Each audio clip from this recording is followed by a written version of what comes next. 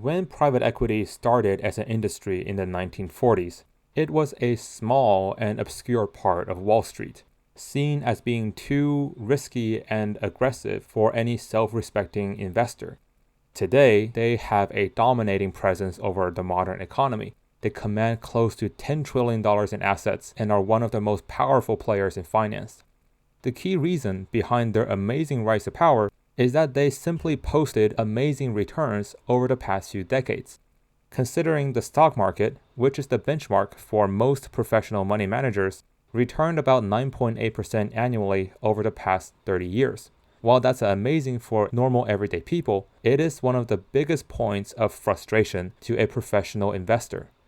More than half of all money managers around the world fall short of this 9.8% benchmark, and anyone who can beat the market by more than 2% a year over the long term is guaranteed fame and fortune. Beating the market is simply that hard. Now, considering that a good private equity firm routinely posts 20% plus return numbers, well then it's no wonder that investors are throwing money at them like a 12-year-old who just wandered into a strip club for the first time in Grand Theft Auto. Unfortunately, just like those players who will join your lobby only to bail on you 5 seconds before the game starts, these eye-popping and mouth-watering returns are also not the most reliable things in the world. While I've personally seen more than enough number manipulation and borderline fraud to know it is a very common practice in the industry, today I wanted to talk about something a little less well known, but in my opinion, more insidious. After all, if you manipulate your numbers, a clever and patient accountant will call you out on it. But the topic we're discussing today will allow you to artificially inflate your return numbers without any legal ramifications. So, in this video, I'm going to dive into the practice of capital calls, talk about what that is, and how that affects the returns posted by private equity funds. Then we're going to discuss the implications of this on the investor in those funds, namely pension funds, endowments, and other institutions. Why some of them actually prefer a system that gives them a lower realized rate of return than expected, and talk about why this practice, despite all of its downfalls, is not going to go away anytime soon. To start, I'm going to go over the very basics of what private equity is. If you have some knowledge about the industry, go ahead and skip a few minutes ahead. For those of you who don't have that basic knowledge, this will be the context to understand the rest of this video. Private equity firms are companies that pull money from multiple investors and use it to buy an existing operating business. The goal is to sell the business within a few years down the line for more than what you paid for.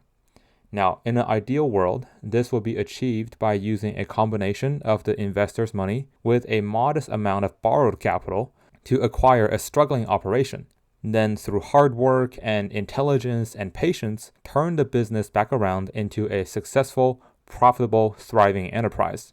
Ideally, the workers are better paid, have greater job security, the managers now overlook a healthier operation, and the private equity investors make a good return on their money.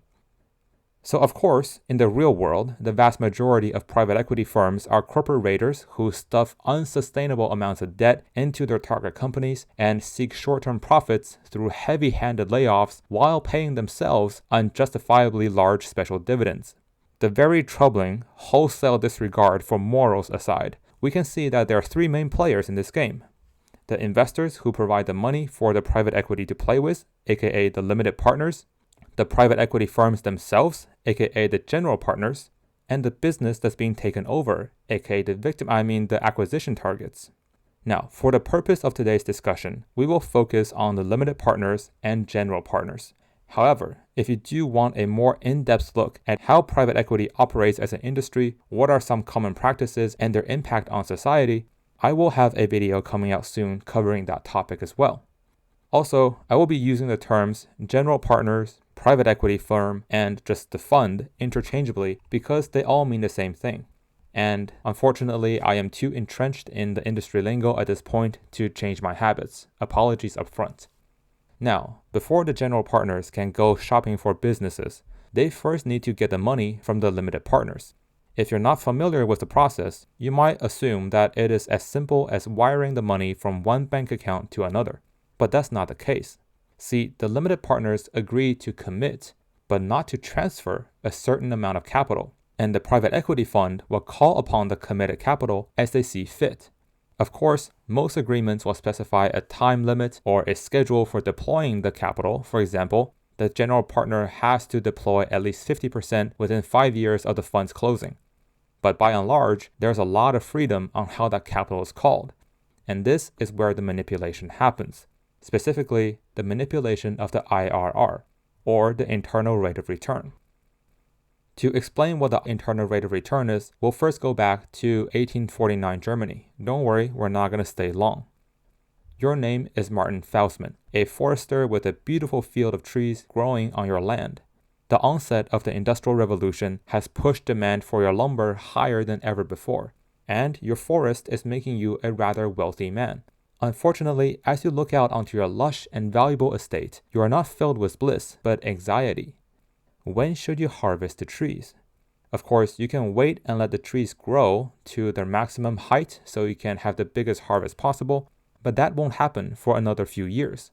On the other hand, you can grab your axe and start swinging today, giving you the money immediately to invest into a brewery or some other venture to generate profits for you, but the payday will also be smaller. It looks like either choice have its benefits and downfalls, and without being able to predict the future, you'll have no way of knowing which is the better choice, forcing you between two enticing choices but risk leaving money on the table. Now, fortunately, where other people settle for guesswork, you chose the precision of logic and mathematics, formulating an equation that resolves this dilemma. The key insight is the fact that all future profits must be weighed or discounted against the expected rate of return you can achieve if you had the money today. This equation, named Faustman's formula, which later evolved into the internal rate of return calculation, became one of the earliest examples of formalizing opportunity cost in the world of finance. Now, just to make the concept a bit more vivid, imagine if I offered to give you $1 million every year for the next 10 years, but in exchange, you have to give me $9 million today. Would you take my offer? Well, your answer will likely depend on what else you think you can do with the $9 million. Now, because the video is already discussing the very esoteric niche of institutional investment return calculations, I'm not going to push my luck and go through the full formula and risk losing the only two people who are still watching. But if you plug my offer into the equation, you'll find that I'm essentially offering you a rate of return equal to 1.97% on your money. With the US Treasury yielding a 3.95% at the time of writing, you can easily turn $9 million into over $13 million in 10 years, beating the 10% I'm offering you without taking on the risk of trusting a random stranger from the internet. This example shows the utility of the IRR. It translates any series of cash flows into a precise number, allowing you to compare the projected returns of different investments and allocate your money in such a fashion to maximize profits. It also relies on two main variables, the timing of cash inflows and outflows, as well as the amount of each cash flow. Now, going back to the practice of capital calls we discussed earlier, the typical duration for a private equity fund is roughly 10 years. And if I told you the fund's rate of return is 20%, you might think, okay, the limited partner's money is being compounded at 20% over the 10-year period, but that's wrong. Remember, the return calculations is based on cash inflows and cash outflows, and some of you probably see the problem.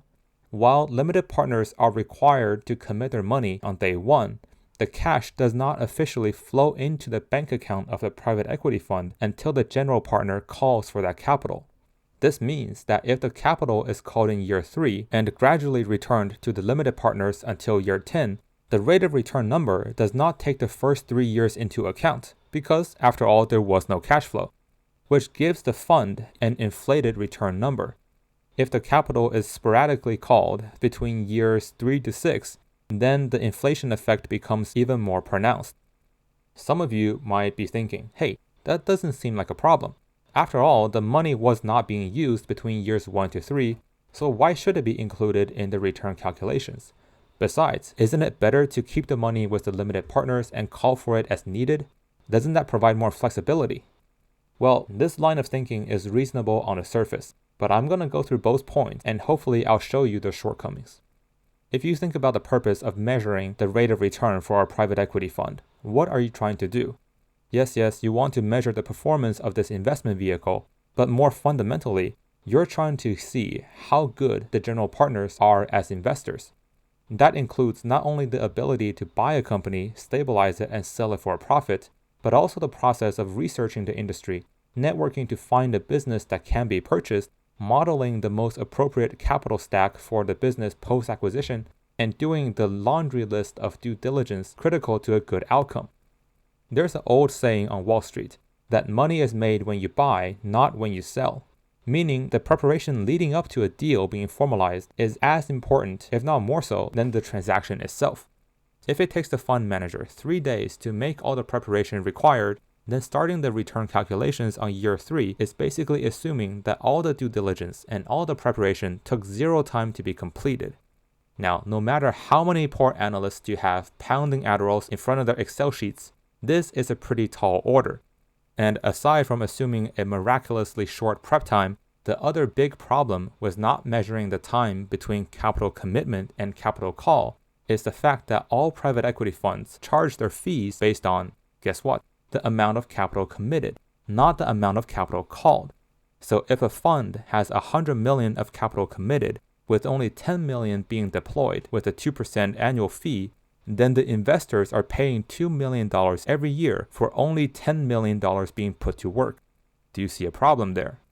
Now here is where I let you in on a dirty little industry secret. No matter how beautiful the pamphlets, no matter what the man or woman in the suit says, the true intentions of anyone working in finance is only made clear if you look at how they make their money. The fees they charge will always tell you where their loyalty lies. Okay, you might say, maybe capital calls unreasonably inflate return numbers, but isn't it true that it still provides flexibility to the limited partners? Well, no, thanks to what are called catch-ups and penalties. These are things you will find in the LPA, the Limited Partner Agreement, and simply put, a limited partner who fails to respond to a capital call in time is almost always subject to penalties, charged in the form of interest that need to be paid in cash, or by suffering dilution in his or her participation in the fund's future profits.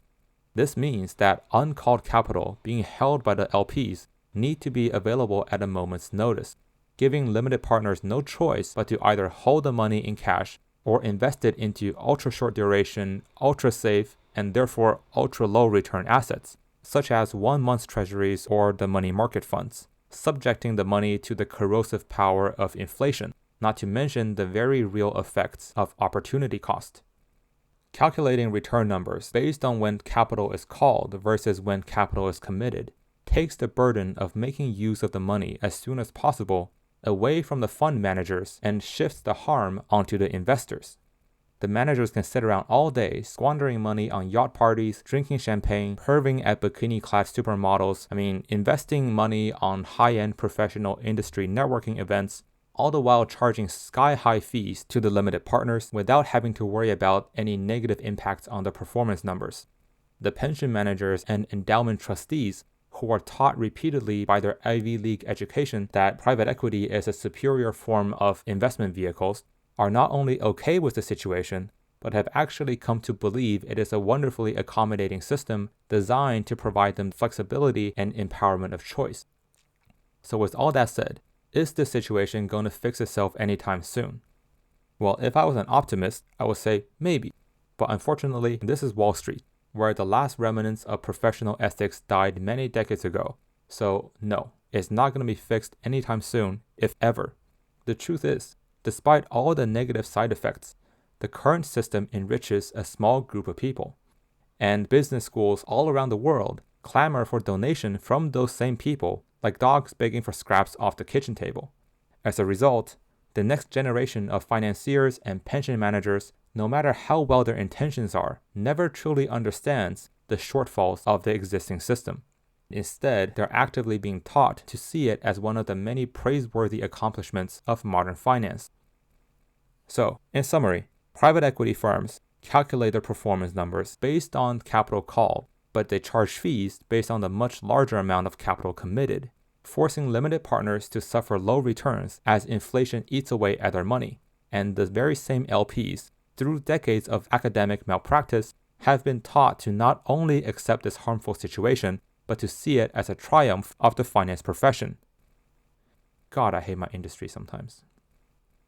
Now, if there's anyone still watching the video, and if you enjoyed that rather niche part of finance normally not seen, in the public discourse, feel free to drop a like. And if you are interested in more videos discussing finance and their impact on society from a insider point of view, and believe me, I do have a lot of stories, feel free to subscribe to the channel, and I will see you in the next video. Bye.